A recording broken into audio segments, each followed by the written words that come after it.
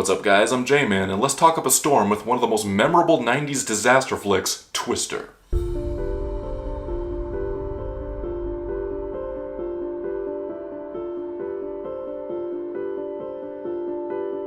Directed by Jan de Bont, the movie stars Helen Hunt, Cary Elwes, Jamie Gertz, and the late Philip Seymour Hoffman and Bill Paxton.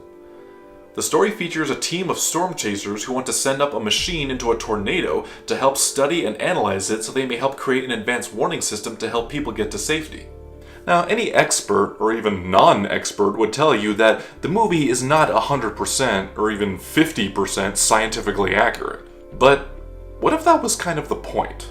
What if the movie uses the weather and storm chasing in general as the backdrop for a more supernatural kind of story? This is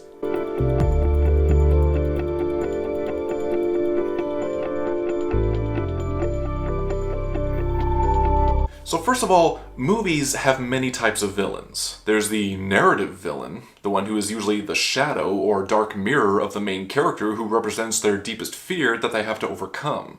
And then there's the force of nature villain, the one who doesn't usually have much of a personality or evil plan, and it's really just their mere presence that brings about stakes. Twister is quite the latter, in the very literal sense. Before the movie came out, the advertising for it showed very little of the movie itself and kind of portrayed it as a bit of a monster movie. Like it was going to be the Jaws of weather movies, so to speak. Even on the poster, it says, "The Dark Side of Nature." Maybe the reason for this is because the tornadoes themselves do kind of have a life of their own. In a sense. Just judging from the way they look, all big and monstrous, they even kind of have a bit of a roar to them. At the beginning, NSSL says there might be a record outbreak of tornadoes, something that up to then hasn't happened since the 70s. On a lot of the satellite imaging, the severity of the storms is shown in red, which can be a very sinister color because it represents blood and malice. When they start chasing them, look what happens when it demolishes a barn and grain elevator. Almost kind of seems like it intentionally moved toward it, doesn't it? Like it has a sadistic nature to it. Later, it even tosses Joe's truck and destroys the first Dorothy machine. Maybe that's kind of telling that the tornadoes themselves are trying to keep them from accomplishing their mission.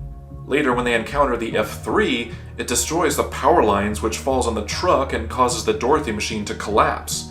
Joe even argues with Bill, saying that she's seen them miss every house in its path and come after you like it's some psychotic killer out to get you. All it cares about is taking lives, and it's up to them to try to save them. Of course, Bill tries to explain that sometimes things just go wrong without any explanation at all.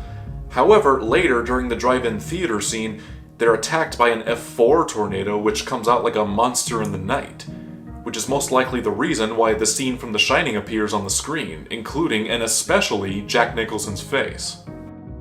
Later, when they put out their third Dorothy machine, the tornado deliberately throws trees at it and disables it once again. After that, it horrifically takes out Jonas and his driver Eddie. It then throws everything it can at Joe and Bill to stop them, including a combine harvester, tractors, an exploding truck, and even a house. Almost seems like it has a life of its own, doesn't it? Later, they try with success. They send up the last Dorothy machine and they receive data about everything. And then something interesting happens. It suddenly shifts its course and heads right for them. Almost seems like it's suddenly out for revenge. They've accomplished their mission and will now save countless lives, so now it wants to get back at them for it. It chases after them and destroys everything in its path, even throws more dangerous stuff at them. Then the climax happens, in which they take shelter in a small wooden shack and strap themselves to the pipes that go down into the ground. Now, in actuality, we all know that they would be dead before the center of the tornado even reaches them, so it's easy to think that them surviving is really just a contrived convenience.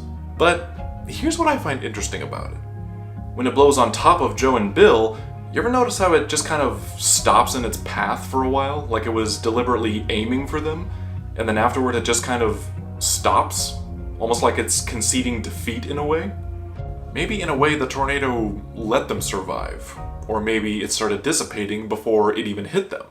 Maybe it's kind of a reference to the special edition of Close Encounters, where we see the inside of the spaceship, as it were, and we're just supposed to gaze at all the marvelous wonder.